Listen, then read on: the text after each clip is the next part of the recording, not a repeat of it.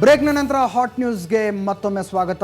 ಇವತ್ತು ರಾಷ್ಟ್ರೀಕೃತ ಬ್ಯಾಂಕ್ಗಳ ನೌಕರರು ಮುಷ್ಕರವನ್ನು ಮಾಡಿದ್ರು. ಇತ್ತೀಚಿನ ದಿನಗಳಲ್ಲಿ ಯಾಕೋ ಬ್ಯಾಂಕ್ ನೌಕರರ ಮುಷ್ಕರ ಅನ್ನುವಂಥ ಮಾತನ್ನು ಮತ್ತೆ ಮತ್ತೆ ಹೆಚ್ಚು ಬಾರಿ ಕೇಳ್ತಾ ಇದ್ದೀವಿ ಅಂತ ಅನ್ನಿಸ್ತಾ ಇದೆ. ಈ ಸಲ ಅವರ ಬೇಡಿಕೆಗಳೇನಿದ್ವು, ಯಾವ ಬೇಡಿಕೆಗಳಿಗೆ ಆಗ್ರಹಿಸಿ ಅವರು ಮುಷ್ಕರವನ್ನು ಮಾಡಿದ್ರು ಅನ್ನೋದಕ್ಕೆ ಒಂದು ಸಣ್ಣ ವರದಿಯನ್ನು ತೋರಿಸ್ತೀವಿ. ವರದಿಯ ನಂತರ ನಮ್ಮ ಜೊತೆಗೆ ಬ್ಯಾಂಕ್ ನೌಕರರ ಒಂದು ಕಾರ್ಮಿಕರ ಸಂಘದ ಸಂಚಾಲಕರು ನಮ್ಮ ಜೊತೆಗಿರ್ತಾರೆ. ಅವರ ಬೇಡಿಕೆಗಳೇನು ಮತ್ತು ಯಾವ ಕಾರಣಕ್ಕಾಗಿ ಅವರು ಈ ಸ್ಟ್ರೈಕ್ ಮಾಡಿದ್ರು ಅನ್ನೋದನ್ನು ವಿವರಿಸೋದಕ್ಕೆ. ಅದಕ್ಕಿಂತ ಮುಂಚೆ ಈ ವರದಿ ನೋಡಿ.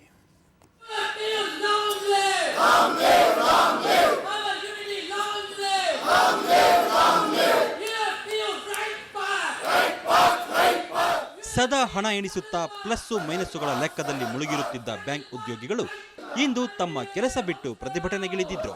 ಹಾಗಾಗಿ ಇಂದು ದೇಶದ ಎಲ್ಲಾ ರಾಷ್ಟ್ರೀಕೃತ ಬ್ಯಾಂಕ್ಗಳಿಗೆ ಬಾಗಿಲು ಹಾಕಲಾಗಿತ್ತು. ಬೆಂಗಳೂರಿನಲ್ಲೂ ಮೈಸೂರು ಬ್ಯಾಂಕ್ ಆವರಣದಲ್ಲಿ ಸೇರಿದ್ದ ಎಲ್ಲ ನೌಕರರು ಕೇಂದ್ರದ ವಿತ್ತ ಸಚಿವ ಚಿದಂಬರಂ ವಿರುದ್ಧ ಘೋಷಣೆ ಕೂಗಿದ್ರು. ಎಲ್ಲ ಬ್ಯಾಂಕ್ಗಳು ಇವತ್ತಿನ ದಿವಸ ಒಂದು ದಿವಸದ ಮುಷ್ಕರವನ್ನು ಕರೆ ಕೊಟ್ಟು ಅದೇ ರೀತಿ ಬೆಂಗಳೂರಿನಲ್ಲಿ ಈ ಒಂದು ಮುಷ್ಕರವನ್ನು ನಾವು ಮತ ಪ್ರದರ್ಶನ ಮಾಡ್ತಾ ಇದ್ದೀವಿ. ಇದು ಕಾರಣ ಏನಂದರೆ, ನಮ್ಮ ಒಂದು ಬ್ಯಾಂಕ್ ಸಿಬ್ಬಂದಿಯ ವೇತನ ಪರಿಷ್ಕರಣೆ ಪ್ರತಿ 5 ವರ್ಷಕ್ಕೊಮ್ಮೆ ಆಗಬೇಕಾಗಿತ್ತು. ಒಂದು ಇಂದಿನ ಪರಿಷ್ಕರಣೆ 31/10/2012ಕ್ಕೆ ಮುಕ್ತಾಯಗೊಂಡಿದ್ದು, ಹೊಸ ವೇತನ ಪರಿಷ್ಕರಣೆ 1/11/2012ರಿಂದ ಆರಂಭವಾಗಬೇಕಾಗಿತ್ತು. ಈ ನಿಟ್ಟಿನಲ್ಲಿ ಎಲ್ಲ ಯೂನಿಯನ್ಗಳು UFBU ಸೇರಿ ಒಂದು ಚಾರ್ಟರ್ ಆಫ್ ಡಿಮಾಂಡ್ಸ್ ಕೊಟ್ಟಿದ್ದರು. ಈ ನಿಟ್ಟಿನಲ್ಲಿ ಒಂದು 5-6 ಸಭೆಗಳಾಗಿದೆ. ಆದರೂ ಕೂಡ ಸರ್ಕಾರದಿಂದಾಗಲಿ IBI ಕಡೆಯಿಂದಾಗಲಿ ಯಾವುದೇ ತರಹದ ಸಕಾರಾತ್ಮಕ ಧನಾತ್ಮಕ ನಮಗೆ ಒಂದು ಸಮಾಧಾನಕರವಾದಂಥ ತೀರ್ಮಾನ ಬಂದಿಲ್ಲದೆ ಇರೋದರಿಂದ ಕಳೆದ 14/12ರಂದು ಬೊಂಬೆಯಲ್ಲಿ ಒಂದು ಸಭೆ ಆಯಿತು. ಅದರಲ್ಲೂ ಕೂಡ ನಮ್ಮ ಯಾವುದೇ ಬೇಡಿಕೆಗಳನ್ನ IBI ಆಗಲಿ ಸರ್ಕಾರ ಆಗಲಿ ಒಪ್ಪಲಿಕ್ಕೆ ತಯಾರಿಲ್ಲದೆ ಇರೋ ಕಾರಣ ಈ ಒಂದು ದಿನದ ಮುಷ್ಕರ. ನಿನ್ನೆ ಇಡೀ ದೇಶಾದ್ಯಂತ ಮತ ಪ್ರದರ್ಶನ ಏರ್ಪಡಿಸಿದ್ದೇವೆ. ಅದು ಎಲ್ಲ ಬ್ಯಾಂಕ್ ನೌಕರರು ಪಾಲ್ಗೊಂಡಿದ್ದಾರೆ. ತುಂಬ ಯಶಸ್ವಿಯಾಗಿದೆ. ಈ ದಿನವೂ ಸಹ ದೇಶದ ಎಲ್ಲ ಬ್ಯಾಂಕ್ಗಳು ಬಂದಾಗಿದೆ. ಇವರ ಬೇಡಿಕೆಗಳು ಹೀಗಿವೆ.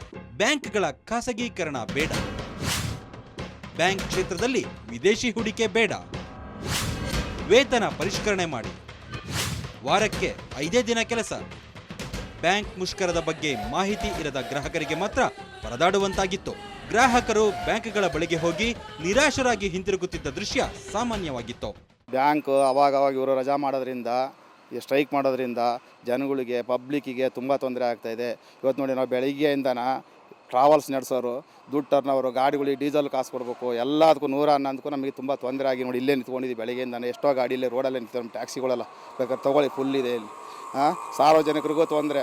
ನಮಗೆ ಇದ್ದಕ್ಕಿದ್ದಂಗೆ ಸಡಲ್ಲೇ ಬ್ಯಾಂಕ್ನ ರಜಾ ಹಾಕ್ಬಿಟ್ರೆ ನಮಗೇನು ಮಾಡೋದು ನಾವು ಪಬ್ಲಿಕಲ್ಲನ. ಅದೃಷ್ಟವಶಾತ್ ತಂತ್ರಜ್ಞಾನದ ಬಳಕೆಯಿಂದಾಗಿ ಆನ್ಲೈನ್ ಟ್ರಾನ್ಸಾಕ್ಷನ್, ATMಗಳು ಇರೋದ್ರಿಂದ ಗ್ರಾಹಕರಿಗೆ ಮುಷ್ಕರದ ಬಿಸಿ ಅಷ್ಟಾಗಿ ತಟ್ಟಲಿಲ್ಲ. ಇದು ರಾಷ್ಟ್ರೀಕೃತ ಬ್ಯಾಂಕ್ಗಳ ನೌಕರರ ಸಂಘದ ಪ್ರತಿಭಟನೆಯ ಸುದ್ದಿ ಆಯಿತು. ಬ್ಯಾಂಕ್ ಕಾರ್ಮಿಕ ಸಂಘಗಳ ಸಂಯುಕ್ತ ವೇದಿಕೆಯ ಜಂಟಿ ಸಂಚಾಲಕ AN ಕೃಷ್ಣಮೂರ್ತಿ ಅವರು ನಮ್ಮ ಜೊತೆಗಿದ್ದಾರೆ. ಸರ್, ಎಷ್ಟು ಸಲ ಸರಿ ಪ್ರತಿಭಟನೆಗಳು? ಯಾಕೋ ಇತ್ತೀಚೆಗೆ ಬ್ಯಾಂಕ್ ನೌಕರರ ಪ್ರತಿಭಟನೆ, ಬ್ಯಾಂಕ್ ಬಂದ್ ಅನ್ನೋ ಶಬ್ದ ಮತ್ತೆ ಮತ್ತೆ ಕೇಳಿಸ್ತಾ ಇದೆ ಅಂತ ಅನ್ನಿಸ್ತಾ ಇದೆ ನಮಗೆ. ಆ ಥರ ಏನಿಲ್ಲ. ಬ್ಯಾಂಕ್ ನೌಕರರು ಪ್ರತಿ 5 ವರ್ಷಕ್ಕೊಮ್ಮೆ ವೇತನ ಪರಿಷ್ಕರಣೆ, ಒಂದು ದ್ವಿಪಕ್ಷೀಯ ಒಪ್ಪಂದ ಅಂತ ಹೇಳ್ತೀವಿ. ಪ್ರತಿ 5 ವರ್ಷಕ್ಕೊಮ್ಮೆ ಬ್ಯಾಂಕ್ ನೌಕರರಿಗೆ ವೇತನ ಪರಿಷ್ಕರಣೆ ಆಗಬೇಕು. ಇಂಥ ಒಂದು ದ್ವಿಪಕ್ಷೀಯ ಒಪ್ಪಂದ 9ನೇ ವೇತನ ಒಪ್ಪಂದ ಕಳೆದ 2012 ಅಕ್ಟೋಬರ್ 31ಕ್ಕೆ ಮುಕ್ತಾಯವಾಗಿದೆ. 1/11/2012ರಿಂದ ಹೊಸ ವೇತನ ಪರಿಷ್ಕರಣೆ ಮಾತುಕತೆಗಳು ಶುರುವಾಗಬೇಕಾಗಿತ್ತು. ಅದಕ್ಕೆ ಮೊದಲೇ ಅಕ್ಟೋಬರ್ 2012ರಲ್ಲಿ ನಮ್ಮ ಈ ಬ್ಯಾಂಕ್ ಕಾರ್ಮಿಕ ಸಂಘಗಳ ಸಂಯುಕ್ತ ವೇದಿಕೆಯ ಆಶ್ರಯದಲ್ಲಿ ಈ UFBU ಅಂತ ಏನು ಹೇಳ್ತೀವಿ, 5 ಜನ ವರ್ಕ್ಮೆನ್ ಯೂನಿಯನ್ಗಳು ಸಂಘಟನೆಗಳು, 4 ಆಫೀಸರ್ಸ್ ಅಸೋಸಿಯೇಷನ್ಸ್ ಅಧಿಕಾರಿಗಳ ಸಂಘಟನೆಗಳು. ಜನಸಾಮಾನ್ಯರಿಗೆ ಅರ್ಥ ಆಗುವಾಗ ಹೇಳಬೇಕು ಅಂದರೆ, ಈ ನೀವು ಹೇಳಿದಂಥ ವೇತನ ಪರಿಷ್ಕರಣೆ ಅಂದರೆ ಬ್ಯಾಂಕ್ ನೌಕರಿಗೆ ಎಷ್ಟು % ಸಂಬಳ ಜಾಸ್ತಿ ಆಗುತ್ತೆ?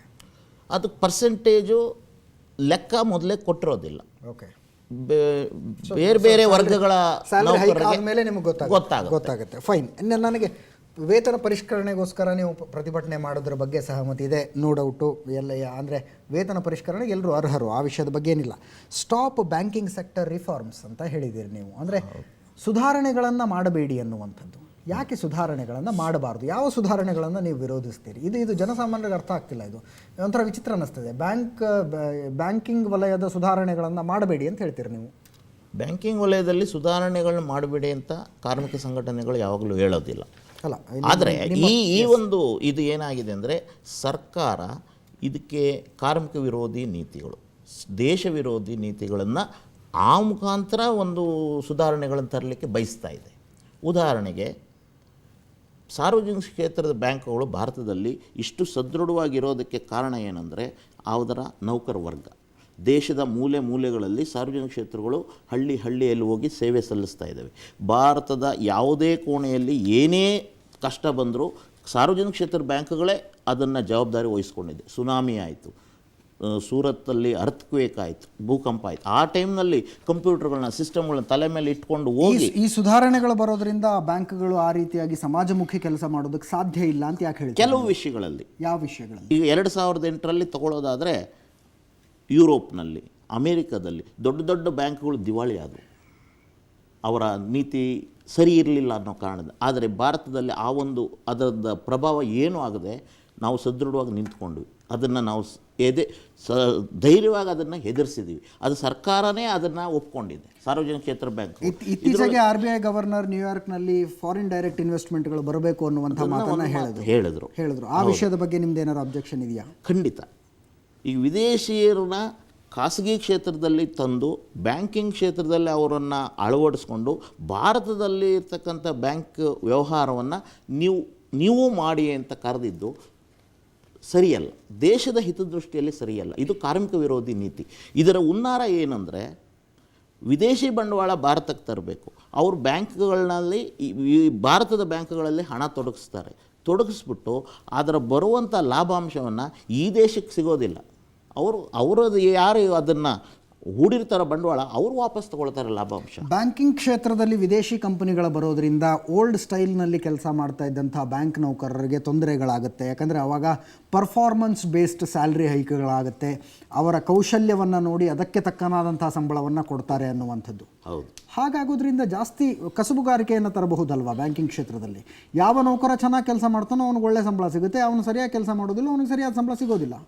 ನೌಕರರು ವಿರೋಧಿಸೋದಿಲ್ಲ. ಇದರಲ್ಲಿ ಏನಾಗುತ್ತಂದರೆ, ಕಾರ್ಮಿಕ ವರ್ಗ ಬ್ಯಾಂಕ್ ಸೇವೆಯ ಒಂದು ಸರ್ವಿಸ್ ಇಂಡಸ್ಟ್ರಿ ಬ್ಯಾಂಕಿಂಗ್, ಇದರಲ್ಲಿ ಯಾರು ಎಷ್ಟು ಕೆಲಸ ಮಾಡ್ತಾರೆ ಅಂತ ನಿರ್ಧರಿಸೋಕ್ಕಾಗೋದಿಲ್ಲ. ಇದೊಂದು ಕಾರ್ಖಾನೆಯೋ ಅಥವಾ ಸಾಫ್ಟ್ವೇರ್ ಕಂಪ್ನಿಯೋ, ಅದರಲ್ಲಾದರೆ ಅವನು ಎಷ್ಟು ಪ್ರಾಜೆಕ್ಟ್ ಇದೆ, ಎಷ್ಟು ಮ್ಯಾನುಫ್ಯಾಕ್ಚರ್ ಮಾಡಬೇಕು, ಎಷ್ಟು ತಯಾರಿ ಆಗಬೇಕು, ಅದರ ಮೇಲೆ ಅವನು ನಿರ್ಧರಿಸಬಹುದು.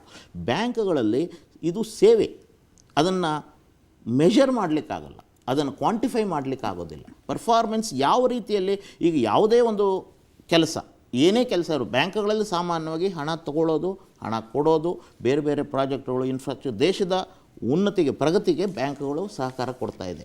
ಈ ಒಂದು ದೃಷ್ಟಿಯಲ್ಲಿ ನಿಮ್ಮ ಕರ್ತವ್ಯಾಧಾರಿತ ಅಥವಾ ನಿಮ್ಮ ಪರ್ಫಾರ್ಮೆನ್ಸ್ ಲಿಂಕ್ಡ್ ಮಾಡಲಿಕ್ಕೆ ಬ್ಯಾಂಕಿಂಗ್ ಕ್ಷೇತ್ರದಲ್ಲಿ ಆ ಒಂದು ಇದು ಖಂಡಿತ ಸಾಧ್ಯ ಇಲ್ಲ. ಮತ್ತು ಇನ್ನೊಂದು ಸರ್ಕಾರದ ಸುಧಾರಣೆ ವಿರುದ್ಧ ಏನು ಅಂದರೆ, ನಮ್ಮದು 1969ರಲ್ಲಿ ಮೊದಲನೇ ಹಂತದ ರಾಷ್ಟ್ರೀಕರಣ ಆಯಿತು. 1980ರಲ್ಲಿ ಎರಡನೇ ಹಂತದ ರಾಷ್ಟ್ರೀಕರಣ ಆಯಿತು. ಅಂದರೆ ಪ್ರೈವೇಟ್ ಬ್ಯಾಂಕ್ಸ್, ಖಾಸಗಿ ಕ್ಷೇತ್ರದಲ್ಲಿದ್ದ ಬ್ಯಾಂಕ್ಗಳನ್ನ ಸರ್ಕಾರಿ ಕ್ಷೇತ್ರದ ಬ್ಯಾಂಕ್ಗಳಾಗಿ ಪರಿವರ್ತಿಸಲಾಯಿತು. ಯಾಕೆಂದರೆ ಜನಸಾಮಾನ್ಯರಿಗೆ ಬ್ಯಾಂಕ್ ಸೇವೆಗಳು ಸಿಗೋದಿಲ್ಲ ಅನ್ನೋ ದೃಷ್ಟಿಯಿಂದ. ಈಗಿನ ದಿವಸ ಇದೇ ಸರ್ಕಾರ ಅದೇ ಬ್ಯಾಂಕ್ಗಳನ್ನ ಪ್ರೈವೇಟೈಸ್ ಮಾಡಬೇಕು, ಖಾಸಗೀಕರಣಗೊಳಿಸಬೇಕು, ದೊಡ್ಡ ದೊಡ್ಡ ಬ್ಯಾಂಕ್ಗಳು ಮಾಡಬೇಕು, ಸಣ್ಣ ಬ್ಯಾಂಕ್ಗಳನ್ನ. ಅಲ್ಲ ಸರ್, ಇಡೀ ಜಗತ್ತಿನ ಎಲ್ಲ ದೇಶಗಳು ಗ್ಲೋಬಲೈಸೇಷನ್ಗೆ ತೆರೆದುಕೊಳ್ತಾ ಇವೆ. ನೀವು ಮಾತ್ರ ನಾವು ಬ್ಯಾಂಕಿಂಗ್ ಸೆಕ್ಟರ್ ತೆರೆದುಕೊಳ್ಳೋದಿಲ್ಲ ಅನ್ನುವಂಥ ಒಂದು ನಾವು ಖಂಡಿತ ಒಪ್ಪೋದಿಲ್ಲ. ಇದಕ್ಕೆ ನಾವು ವಿರೋಧ ಆಗೋದಿಲ್ಲ. ಇದು ದೇಶಕ್ಕೆ ಒಳ್ಳೆಯದಾಗೋದಾದರೆ ಖಂಡಿತ ನಾವು ಅದನ್ನು ವಿರೋಧಿಸೋದಿಲ್ಲ. ಯಾವುದೇ ಕಾರ್ಮಿಕ ಸಂಘಟನೆಗಳು ವಿರೋಧಿಸೋದಿಲ್ಲ. ದೇಶದ ಪ್ರಗತಿಗೆ ಅದು ಅನುಕೂಲ ಆಗೋದಾದರೆ. ಈಗ ಉದಾಹರಣೆಗೆ ಬ್ಯಾಂಕ್ಗಳಲ್ಲಿ ನಾನು ಅಲ್ಲಿ ಹೇಳ್ತಾ ಇದ್ದೆ, ರಾಷ್ಟ್ರೀಕರಣ ಆಗುವಾಗ ಸರ್ಕಾರ ಇದು ಶೇರ್ ಬಂಡವಾಳ 51% ಭಾಗ ಸರ್ಕಾರದ ಅಧೀನದಲ್ಲಿರುತ್ತೆ. ಅಂದರೆ ಮಾಲೀಕತ್ವ ಸರ್ಕಾರದಲ್ಲಿರುತ್ತೆ, 49 ಭಾಗ ಬೇರೆಯವ್ರಿಗಿರುತ್ತೆ. ಈಗಿನ ಒಂದು ಸುಧಾರಣೆ 51ಕ್ಕಿಂತ ಕೆಳಗಡೆ ತರಬೇಕು ಅಂತ ತೀರ್ಮಾನ ಮಾಡ್ತಾ ಇದೆ ಸರ್ಕಾರ. ಅದು ಒಂದು ಸುಧಾರಣೆ ವಿರುದ್ಧ ನಮ್ಮದು. ಯಾಕೆ ಅಂದರೆ ಅದು ಒಂದು ಸರ್ತಿ 51% ಕೆಳಗಡೆ ಬಂದರೆ ನೀವು ವಾರಕ್ಕೆ 5 ದಿನ ಮಾತ್ರ ಕೆಲಸ ಮಾಡ್ತೀವಿ ಅನ್ನೋ ಬೇಡಿಕೆ ಇಡ್ತಿದ್ದೀರಾ. ವಾರಕ್ಕೆ 5 ದಿವಸ ಯಾಕೆ ಕೆಲಸ ಮಾಡ್ತಾ ಇದ್ದೀವಿ ಅಂದರೆ ಈಗ ನಿಮಗೆ ನಾವು ಸಾರ್ವಜನಿಕರಿಗೆ ತೊಂದರೆ ಕೊಡಬೇಕು ಅನ್ನೋ ಉದ್ದೇಶದಿಂದ ನಾವು ಯಾವುದೇ ಚಳುವಳಿ ಮುಷ್ಕರ ಮಾಡೋದಿಲ್ಲ. ಈಗಿನ ದಿವಸಗಳಲ್ಲಿ ಇಂಧನ ಬೆಲೆ ಹೆಚ್ಚಾಗಿದೆ, ಇಂಧನದ್ದು ಖರ್ಚು ಜಾಸ್ತಿ ಆಗಿದೆ, ಇಂಧನದ್ದು ಉಪಲಬ್ಧತೆ ಕಡಿಮೆ ಆಗ್ತಾ ಇದೆ, ಒಟ್ಟಾರೆಯಾಗಿ ನೀವು ಪೊಲ್ಯೂಷನ್ ಜಾಸ್ತಿ ಆಗ್ತಾ ಇದೆ. ಸಾಫ್ಟ್ವೇರ್ ಕಂಪನಿಗಳಿಗೆ ಕೊಡುವ ಹಾಗೆ ನಮಗೂ ಶನಿವಾರ ಏನಾಗಿದೆ ಅಂದರೆ ಬ್ಯಾಂಕ್ನವ್ರು ಬೆಳಿಗ್ಗೆ ಹೋದರೆ ರಾತ್ರಿ 10 ಗಂಟೆ ತನಕನೂ ಮನೆ ಸೇರೋದಕ್ಕಾಗೋದಿಲ್ಲ. ವರ್ಕ್ ಲೋಡ್ ಇಷ್ಟು ಜಾಸ್ತಿ ಆಗಿದೆ, ಕೆಲಸದ ಒತ್ತಡ ಜಾಸ್ತಿ ಆಗಿದೆ, ನೇಮಕಾತಿಗಳು ಅಷ್ಟೇ ಪ್ರಮಾಣದಲ್ಲಿ ಆಗ್ತಾ ಇಲ್ಲ. ಆದರೆ ವ್ಯವಹಾರ ದುಪ್ಪಟ್ಟು 10 ಪಟ್ಟು ಜಾಸ್ತಿ ಆಗ್ತಾ ಇದೆ. ಅದೇ ಜನ ಕೆಲಸ ಮಾಡಬೇಕು. ಕಂಪ್ಯೂಟರೈಸೇಷನ್ ತಂದಿದೆ, ಆದರೆ ಅದನ್ನು ಹ್ಯಾಂಡಲ್ ಮಾಡಲಿಕ್ಕೂ ಜನ ಬೇಕು. ಇದರಲ್ಲಿ ಏನಾಗುತ್ತೆ ಅಂದರೆ ವೆಹಿಕಲ್ ಕಂಪ್ಯೂಟರೈಸೇಷನ್ಗೆ ಸಂಬಂಧಪಟ್ಟಂಥ ಕೊನೆಯ ಪ್ರಶ್ನೆಯನ್ನು ನಾನು ನಿಮಗೆ ಕೇಳ್ತೀನಿ ಸರ್. ಹೇಳಿ.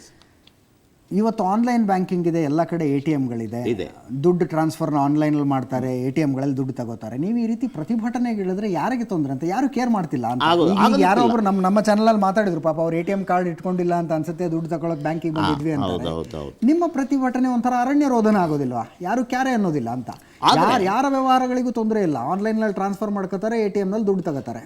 ಆದರೆ ಇದು ನಾವು ವೇತನ ಪರಿಷ್ಕರಣೆಗೋಸ್ಕರವೇ ನಾವು ಮುಷ್ಕರ ಅಥವಾ ಚಳುವಳಿ ನಡೆಸ್ತಾ ಇಲ್ಲ. ದೇಶದ ಆರ್ಥಿಕ ಪ್ರಗತಿಗೆ ಅಥವಾ ಸರ್ಕಾರದ ನೀತಿಗಳ ವಿರುದ್ಧನೂ ಪ್ರತಿಭಟನೆ ನಡೆಸ್ತಾ ಇದ್ದೀವಿ. ಸಾರ್ವಜನಿಕರಿಗೆ ಗ್ರಾಹಕರಿಗೆ ತೊಂದರೆ ಆಗಬಾರ್ದು ಅನ್ನೋದು ಉದ್ದೇಶ ನಮಗಲ್ಲ. ಆದರೆ ನಾವು ಬ್ಯಾಂಕ್ ನೌಕರರು ವೈಟ್ ಕಾಲರ್ ಜಾಬು, AC ಯಲ್ಲಿರ್ತಾರೆ, ಕಂಪ್ಯೂಟರ್ ಮುಂದೆ ಕೂತಿರ್ತಾರೆ, ಕ್ಯಾಬಿನಲ್ಲಿ ಕೂತಿರ್ತಾರೆ ಅನ್ನೋದು ಅದು ಆ ಕಾಲ ಹೋಗಿದೆ. ಈಗ ನಮ್ಮನ್ನು ಗೋಡೆಗೆ ತಳ್ಳಿಬಿಟ್ರೆ ನಮ್ಮ ಒಂದು ಹಕ್ಕಿಗೋಸ್ಕರ, ನಮ್ಮ ಒಂದು ಇದಕ್ಕೋಸ್ಕರ ನಾವು ಬೀದಿಗೆ ಬರಲೇಬೇಕಾದಂತ ಇದೆ. ಸಾರ್ವಜನಿಕ ತಿಳಿಸಬೇಕು ಅನ್ನೋ ಉದ್ದೇಶದಿಂದ ನಾವು ಈ ಒಂದು ಚಳುವಳಿ ಮುಷ್ಕರಕ್ಕೆ ಬಂದಿದ್ದೀವಿ ವಿನಃ ಯಾವುದೇ ಗ್ರಾಹಕರಿಗೆ ಸಾರ್ವಜನಿಕರು ತೊಂದರೆ ಆಗಬಾರ್ದು ಅನ್ನೋ ಉದ್ದೇಶದಿಂದ ಅಲ್ಲ, ಖಂಡಿತ ಅಲ್ಲ. ಧನ್ಯವಾದಗಳು ಕೃಷ್ಣಮೂರ್ತಿ ಅವರೇ, ಸುವರ್ಣ ನ್ಯೂಸ್ ವೀಕ್ಷಕರಿಗೆ ತಮ್ಮ ಬೇಡಿಕೆಗಳನ್ನು ಹಂಚಿಕೊಂಡಿದ್ದಕ್ಕಾಗಿ. ಸೊ ಈಗ ಹಾಟ್ ನ್ಯೂಸ್ನಲ್ಲಿ ಮತ್ತೊಂದು ಸಣ್ಣ ಬ್ರೇಕ್ನ ಸಮಯ ಆಗಿದೆ. ಬ್ರೇಕ್ನ ನಂತರ ಒಂದು ಎಕ್ಸ್ಕ್ಲೂಸಿವ್ ಸ್ಟೋರಿ ತೆಗೆದುಕೊಂಡು ಬಂದಿದ್ದೀವಿ. ಕರ್ನಾಟಕಕ್ಕೆ ಗಂಧದ ಗುಡಿ ಅಂತ ಕರೀತಾ ಇದ್ರು, ಆದರೆ ಈಗ ಕರ್ನಾಟಕದ ಕಾಡುಗಳಲ್ಲಿ ಔಷಧಿಗೆ ಬೇಕು ಅಂದರೂ ಒಂದೇ ಒಂದು ಗಂಧದ ಮರ ಸಿಗ್ತಾ ಇಲ್ಲ. ಆದರೆ ಆಂಧ್ರದಲ್ಲಿ ರಕ್ತ ಚಂದನದ ಮರಗಳು ಹೆಚ್ಚಾಗಿವೆ. ಅವುಗಳನ್ನು ಕದ್ದು ಕಳ್ಳ ಸಾಗಣೆ ಮಾಡ್ತಾ ಇರುವಂಥವರು ಕರ್ನಾಟಕದವರು, ಮತ್ತು ಅದರಲ್ಲೂ ಒಂದು ನಿರ್ದಿಷ್ಟ ಹಳ್ಳಿಯ ಜನರ ಮೇಲೆ ಇಂಥ ಪ್ರಕರಣಗಳು ಮತ್ತೆ ದಾಖಲಾಗ್ತಾ ಇವೆ. ಆ ಸುದ್ದಿ ಕೊಡ್ತೀನಿ. ಅದಕ್ಕಿಂತ ಮುಂಚೆ ಹಾಟ್ ನ್ಯೂಸ್ನಲ್ಲಿ ಮತ್ತೊಂದು ಸಣ್ಣ ಬ್ರೇಕ್.